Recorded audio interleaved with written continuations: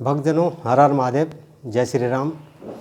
मैंने आपको एक बात कही थी कि मैंने आपकी परीक्षा नहीं ली थी, लेकिन याद दिलाया था कि आप याद करने की कोशिश करते हो या नहीं, कि राम जी का रोल किसने किया था। वो विष्णु भगवान ने किया था। राम जी का नाम लिया था ना, विष्णु भगवान ही आए थे। उसके बाद मैंने आपसे पूछा था कि रामलीला की स्टार्टिंग कहाँ से हुई। तो रामलीला की और कृष्ण लीला की स्टार्टिंग जब देवऋषि नारद भोलेनाथ जी के पास गए थे और उन्होंने बोला था कि आपने कामदेव को भस्म कर दिया और मैंने जीत लिया, माफ़ कर दिया। तो भोले जी ने यही कहा था कि नारद जी आप किसी को मत बोलना ये बात। लेकिन नारद जी चले गए विष्णु भगवान के पास। उसके बाद विष्णु भगवान के पास आने के बाद फिर वापसी रास्ते में आ रहे थे तो उनको माया ने घेर लिया। चले गए फिर दोबारा वापसी कि आप मेरे को अपना स्वरूप दे दो, मैंने शादी करनी है। तो जब उन्होंने बंदर का मुंह लगा दिया तो उन्होंने श्राप दे दिया था कि जाओ आप पृथ्वी पर जन्म लोगे और बंदर ही आपकी मदद करेंगे।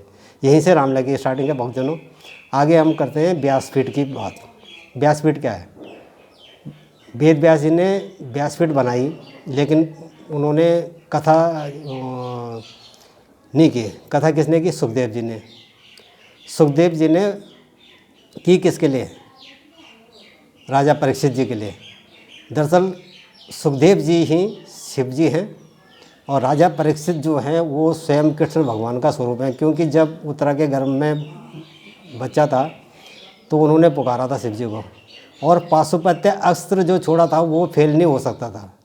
इसलिए उनका मन रखने के लिए स्वयं कृष्ण भगवान ने अवतार लिया।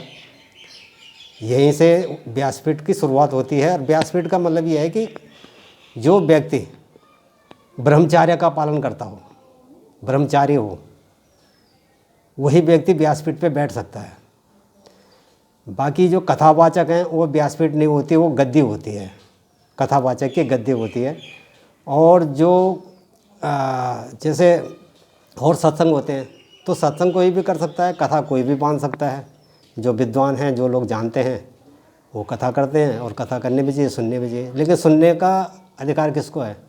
सुनने का अधिकार उसी को है जिसके हृदय में भक्ति वास करे। और भक्ति वास करेगी तो कौन है? भक्ति माता पार्वती। उन्होंने छोड़ दिया था कब? अधूरी कथा सुनी थी, वो इसीलिए छोड़ी थी कि भक्तों के हृदय में वास करके फिर सुनूंगी, जबकि उनको ज़रूरत नहीं थी। उसमें मैंने एक छोटा सा भजन बनाया था, 2-4 लाइन सुना देता हूँ मैं कि अमर कथा हुई अमरनाथ में, गुफा अमर कर डाली, और अमर कथा को सुनते सुनते सो गई सुनने वाली। लेकिन यहाँ देखने वाली ये बात है, उस माँ को तो मिला था सब कुछ और सुनकर कथा क्या करती। उस माँ ने तो अमर कथा भक्तों को दान करा दी। भक्तों, वो आपके लिए वही है अमर कथा। और वहीं से आपकी कथा, ये जो श्रीमद् भागवत है, वो पहली भागवत वहीं हुई है। दूसरी भागवत आपको पता है सुखदेव जी ने की। तीसरी एक और भागवत हुई है जो गोकर्ण जी ने की है। और एक भागवत प्रत्यक्ष से अप्रत्यक्ष रूप से जो मैंने सुना है, जो समझा है, वो कृष्ण भगवान ने की थी अपने माता पिता के लिए, और वो देवऋषि नारद जी ने की थी।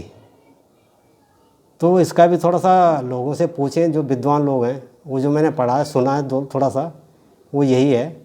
और आप लोगों को बहुत बहुत धन्यवाद। नमस्कार, जय हिंद, हर हर महादेव।